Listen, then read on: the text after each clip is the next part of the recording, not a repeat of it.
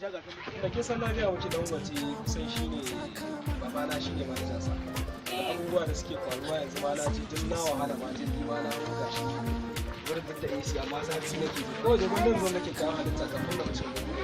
Gaskiya ko san me ce kake? Ina jin sai faɗa. Yasa ba nake son zuwa nan gurin fa saboda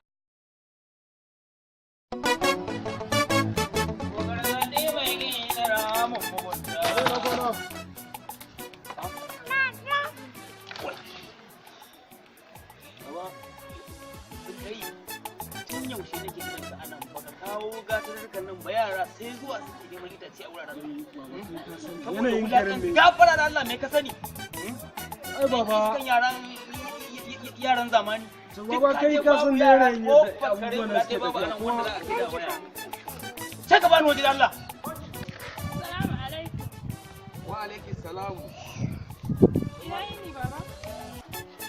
Lafiya, ina lafiya. Ya gida.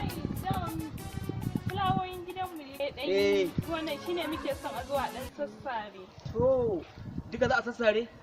Akwai inda za a sassare din duka.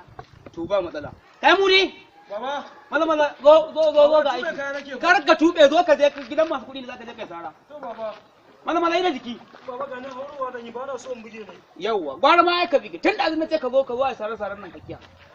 Maza.